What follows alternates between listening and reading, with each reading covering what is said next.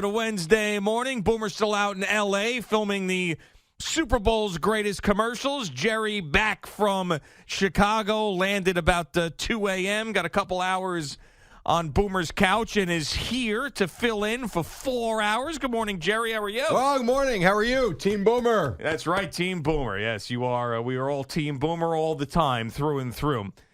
Jerry, is the NFL racist? 877-337-6666. Well, good morning. Yeah, I know. Well, that's where we're going to be spending most of our time this morning. You think? With the Brian Flores lawsuit. And we did talk about this a little bit yesterday when we replayed the Boomer Sports Minute, and it was talking about the timeline of Brian Daboll's hiring. And I said, if I were Brian Flores, I don't think I'd be too happy about that. And clearly he wasn't happy about that. And clearly the story got even bigger and bigger and bigger because we saw the text messages from Bill Belichick that essentially confirmed the fact that Brian Daboll was at least offered the job prior to Brian Flores completing his in-person interview with the Giants. And then he added all sorts of other things in there, including the Denver Broncos, seemingly showing up hungover to his interview in 2019. And then the Stephen Ross allegations, which are another part of this that is just, you want to talk about something. You got to do a lot to lose a franchise. Oh, you picked one right there. If this is proven, he could very easily lose a franchise. But now the Giants are involved in this heavily, as we know. Now, the question that Brian Flores and this lawsuit is bringing out and they're trying to prove is that there's racial hiring practices that need to be fixed in the NFL. That's basically what they're saying. They're claiming that there is racial inequality in the hiring practices of the NFL when it comes to a head coach. And that's going to be a tough thing for them to prove. Now, I do think you could very easily prove, as this lawsuit can put out there, that there are a lot of teams that don't do the Rooney Rule right and do have interviews that are sham interviews. And I also think that there are sham interviews for white head coach candidates as well. I do think that happens as well. Like, all right, we're going to bring in this guy, maybe not even so much a sham, but we really have our eyes set on this particular guy. We're going to bring this guy in just to see what he has to say. And the Giants, I think, got themselves in trouble because they tried to jump ahead and not do the process correctly. That's where the Giants got in this mix. And it's not that hard to do it the right way. Now, the question is, does it change the hiring process if they do it the right way? If the Giants had gone through this and brought in Brian Flores and interviewed him and loved him and whatever before the Brian Daboll stuff, would they have hired Brian Flores? I mean, that's really the question, because Brian Flores is saying, hey, I didn't even have a shot. So the question really is would he have had a shot if the Giants weren't doing these Rooney Rule interviews after Brian Daboll was offered? I think the thing we're missing is I think he had a shot because I think John Mara was pretty upfront about liking Brian Flores as a candidate. Here's where everything gets lost. Joe Shane. Joe Shane came in. Mm-hmm. Brian Daboll was his guy. Yep. And that was it. To me, there's nothing else to it. Now, what Flores says is correct in that clearly they brought him here and wasted his time because Shane made up his mind because of the relationship that he had with Daboll in Buffalo. So I do think John Mara, according to what I have read in several different places, liked Brian Flores a lot, so much so one story I read, and I think it was Ralph Acciano actually, that said John Mara reached out to Brian Flores and had him as a top candidate. But then you bring in a GM, you got to let the GM make the decision. Well, it's kind of like what we discussed yesterday, whether it's this business or that business. Usually when you take a job and you have some authority, you start by hiring the people you know and trust first. Mm-hmm. Yeah. Now, I don't know what his relationship with Brian Flores was. I think they had one, but not nearly as close as he and Brian Daboll. Well, also remember, Leslie Frazier's on that staff as well. Right. And they did bring him in to interview him. That too. But when you get to the Flores situation, there is proof that they brought him in knowing that he wasn't getting the job. And that sets you off of course. In a way that where we are today and why we are where we are. Now, so I guess really the question is, was that racially motivated? And that's a very difficult thing to prove. No, I see. Again, to me, it's about relationships more than it being racial. Now, you can get to the Miami stuff. To me, is so much more inflammatory than this is, because now if you were telling me Gettleman was still the GM and this is the way the process went, then I think you got a better argument. I think in this case, because it was Shane, because he was allowed to hire his guy, it's like I said yesterday, when Bill Parcells took jobs as head coaches, the first people he reached out to were everyone that worked under him before. Yeah. It wasn't like he was just hiring people from thin air and having this interview process. And I just use him as an example because he went to 4 different places and had a lot of the same guys on his staff. And that's kind of the way, guys do that. The stuff in Miami, to me, blew me away. If it's provable. Yeah. If you haven't, it's odd, too, because you think about fan bases that think about tank for Trevor. I mean, the Jets did that, right? When the Jet fan wanted the Jets to lose games so they get that number one pick. And it's not just the first time they've done it. With the Knicks, how many times you say tank to try and get Zion? So it's not odd that fans want to do it, but if you hear an owner, if there's proof, if there's text messages, the same way Flores has proof with Bill Belichick that it was known by people in giant circles that it was a done deal, if you've got proof from Ross or the GM, who apparently had something to do with trying to create a Tom Brady scenario in Miami, that's damning. No, I know it's damning, but I guess the point that I'm trying to make is that, Dan Quinn also pulled his name out of that job. Yes, right. Dan Quinn might have known the same thing that Brian Flores knew. Maybe. In the sense of, I don't have a shot at this job. What Brian Flores and his lawyers are saying is that this stuff is racially motivated. He puts in a lot of these things. Now, it's when you look at this particular situation with the Giants, do you believe that John Mara, Joe Shane, Steve Tisch, Chris Mara made a decision on their head coach based on race? If I'm talking about the Giants, I say no, because of the reason why I just gave you. Right, exactly. Do I think it happens around the league? I do. Yeah, I do. Do I know that? No. But you just have to look at the numbers. Sure. The numbers are what they are. They don't lie. And I'll point out to Eric Bieniemy, how in the hell? Well, there's something going on there. Okay. I asked Boomer this a million times, and he never has an answer, but he basically says, maybe he interviews terribly. I don't know. Explain to me how Nick Sirianni gets a job, Joe Judge gets a job, and Eric Bieniemy every year doesn't. Yeah, I need to know more about that. Right. I don't know. But if I don't you're have on the an outside, answer for you. all I can do is talk outside looking in, and I can look at the numbers and the stats. The stats would show there's something going on. Well, I would also say, with this particular hiring cycle, why is it that Matt Eberflus got a job, Nathaniel Hackett got a job, and so far, and it doesn't look like with this lawsuit, Brian Flores is going to get a job where he clearly, when his name was out there, immediately all of us were thought he was going to be the first one to get a job. Yeah, and I even said before he was fired, I said if the Dolphins fire him, I'd like him to be my head coach. Now, of course, Jim Harbaugh is maybe going to be the Vikings coach, and that's a completely different story because that's the best. He is the best candidate out there. He is. Which brings up another conversation in a moment. Go ahead. Yeah. So there, I know that there is an issue when it comes to the numbers, but to make it seem as if every NFL team is making these decisions on a head coach based on race is a tough thing to say. No, I didn't say everyone. No, I did not say that. But this lawsuit is saying that there's racial injustice in the hiring practices. And that's what I'm talking about. Well, again, you go sheer numbers. You've got right now as it stands, you only got out of 32 teams, you've only got 5 general managers.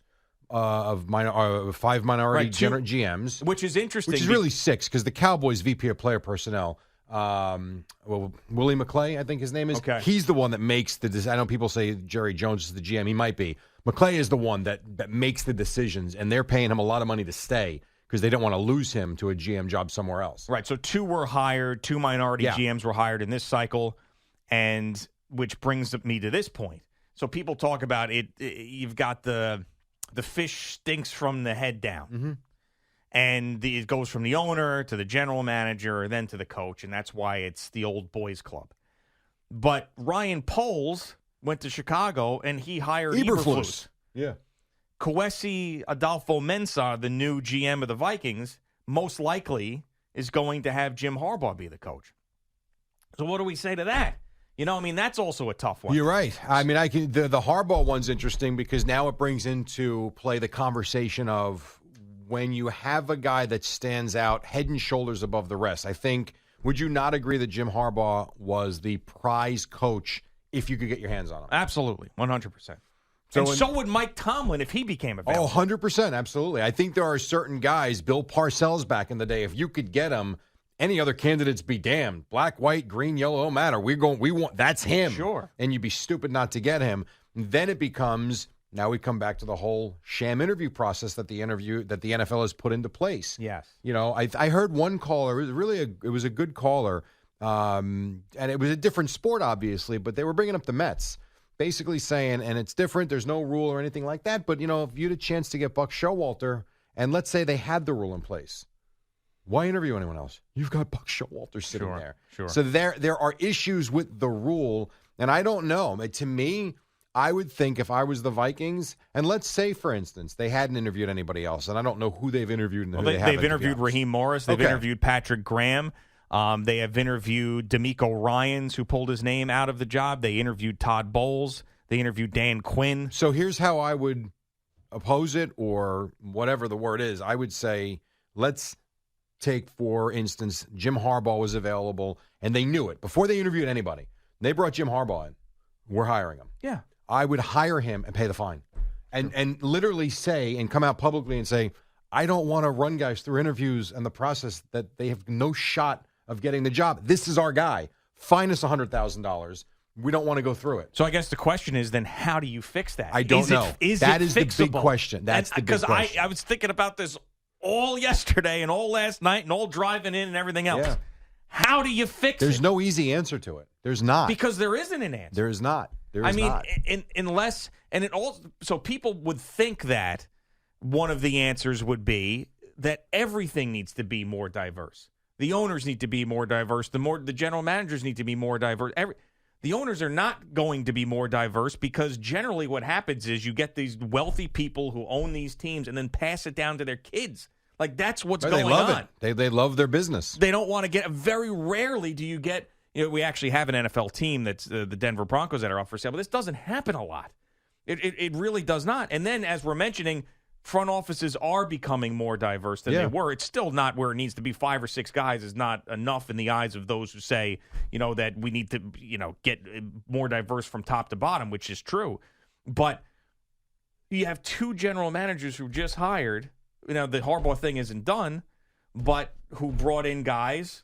One in Jim Harbaugh, clearly you can't argue with, but the Ryan Poles and the poster boy so far for the hiring cycle this time around of Brian Flores should have a job and this guy shouldn't is Matt Eberflus. Mm-hmm. And Ryan Poles, a minority general manager, hired him. Yeah.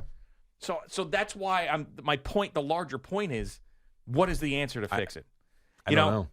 And I do think that, and we don't know the absolute facts with the Giants yet in their situation. We don't know that, how because the Giants are denying the fact that Brian Flores was brought in for a token interview. They said that he was, on their board for, to the 11th hour. So, and then you have these text messages there as well with Bill Belichick that sort of refute that. Right. But, I don't know. Without those text messages, I don't know that you can make the case. Sure. Because without it, it's basically their word against their word. And I do believe, I'll come back to what I said initially, everything I've read and saw was that John Mara really liked Brian Flores. And remember this, too.